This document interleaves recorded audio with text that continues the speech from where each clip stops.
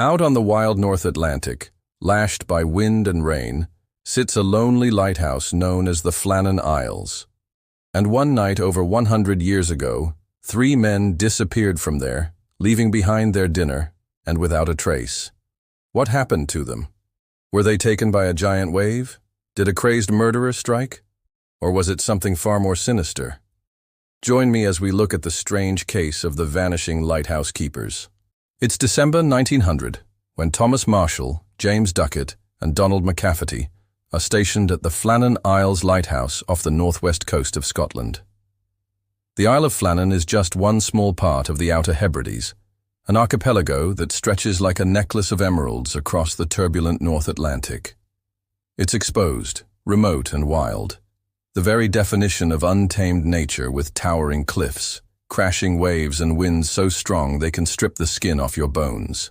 The harsh environment has long been a test of endurance for those who live or work here.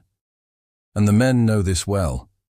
They're veterans of the harsh seas and weathered men of the north, each having worked as a lighthouse keeper for many years.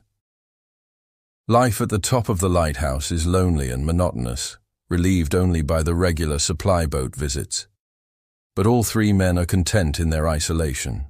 For 2 months, they keep watch over passing ships, maintaining the massive lantern and keeping detailed logs of their observations. The first hints of trouble come in early November, when Thomas Marshall begins complaining of a heavy cough. His colleagues are concerned, but not overly worried. Illnesses are never far away in the isolated world of the lighthouse, but it's always possible to get treatment if needed. Then on November, the storm arrives. It batters the island with relentless force, shaking the lighthouse itself to its foundations. Waves crash against the rocks, winds howl like banshees, and rain lashes down, blurring the edges of vision. The storm rages for days, and both Marshall and Duckett become seriously ill. By the time it passes, the sea has risen to an unprecedented level. On November, another supply ship is due to arrive, and when it doesn't, the men begin to grow uneasy. Normally, the supply boat would brave any storm to reach the island, but the captain of the supply boat knows these waters better than anyone, and he doesn't show up unless he absolutely has to. So the 3 lighthouse keepers wait nervously.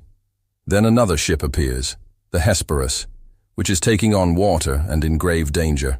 It makes its way to the nearest port. On the morning of November, the lighthouse keepers prepare their evening meal, consisting of potatoes, bread, tea, and a bit of bacon. They eat quickly, then set about their nightly routines. They lock up the lighthouse and climb into their beds. The next morning, the weather is calmed, and light drifts through the window, painting the room in soft hues. It's a perfect day, bright and beautiful, with the promise of adventure. But none of the lighthouse keepers stirs. In their beds, the 3 men have failed to appear for duty. At first, their colleagues think nothing of it. They assume the men are still sleeping, exhausted from the storm. But as the morning wears on, they begin to worry. Something is wrong. They check the beds and find them undisturbed. The men have simply vanished. No one had even bothered to put on their outer clothing. Everything is neat and orderly, as if the men had simply risen, shaken hands, and walked out together. Outside, the logbook lies open on the table, the last entry reading, "Weather fine and clear." There are no signs of a struggle or any indication of where the men might have gone. Then someone notices that the door at the top of the lighthouse, the one leading to the living quarters, is unlocked. This is odd. The lighthouse keepers were meticulous about locking it up every night.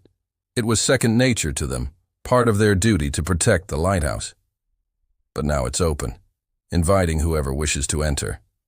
And as the Coast Guard investigates further, they uncover other clues that suggest a mystery far deeper than they could have imagined. The kitchen table is set for dinner, the food still steaming. A half-eaten apple lies on the floor, suggesting the men stopped eating abruptly. The chairs are overturned as if the men rose quickly from their seats. The door at the bottom of the lighthouse, the one used to descend the spiral staircase, is also unlocked.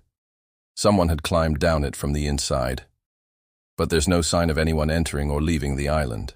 All around the base of the lighthouse, the cliffs are sheer and treacherous, offering no way down without ropes or a boat, and no boat can approach the island during such a violent storm. Yet someone had descended the stairs and made their way off the island. How? What happened next remains a mystery. Some say the men were taken by giant waves, swept off their feet and plunged into the churning sea below. Others believe they were abducted by mysterious figures who came for them in the dead of night. Still others whisper of madness, of a shared delusion that drove the men to abandon their post and flee into the storm.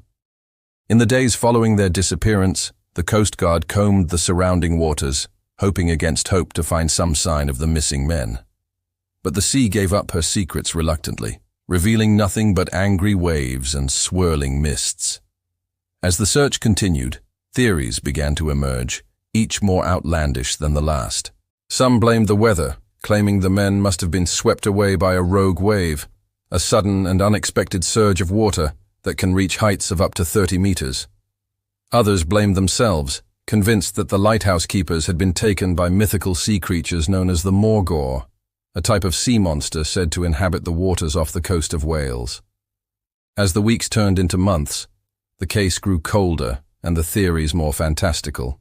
Some claimed the men had been taken by aliens, while others insisted they'd simply vanished into thin air. Then there were those who believed the men had lost their minds, overcome by the isolation and the endless gray of sea and sky. Maybe they'd looked out over the waves and seen only endless water, losing their grip on reality in the process. Or perhaps they'd stumbled out onto the cliffs and fallen victim to the unforgiving rocks below. But these theories failed to explain why the door had been left unlocked, or how the men could have possibly descended the tower during a raging storm. Was it really a mystery of the sea, a tragedy swallowed whole by the unforgiving waves? Was it a supernatural occurrence, a glimpse into the realm of myth and legend? Or was it something more sinister, a crime hidden beneath the waves? Over the years, many have tried to solve the puzzle of the vanishing lighthouse keepers. Some have pointed to the lighthouse itself, claiming that the isolation and the endless routine drove the men to madness. Others have blamed the weather, saying that the storm was simply too much for human endurance. But none of these theories can explain all of the evidence, and the truth remains elusive, locked in the sea, forever forgotten. We may never know what truly happened to Thomas Marshall, James Duckett, and Donald McCafferty. Their fate remains a mystery, a chilling reminder of the power of the sea and the limits of human understanding. And yet their story continues to captivate us, drawing us in with its haunting melody and leaving us forever changed by its tragic tune. What do you think happened to the lighthouse keepers? Do you have any theories of your own? Let me know in the comments below. Thank you for watching this episode. If you enjoyed it, please hit the like button and subscribe for more content. Until next time, stay safe and curious.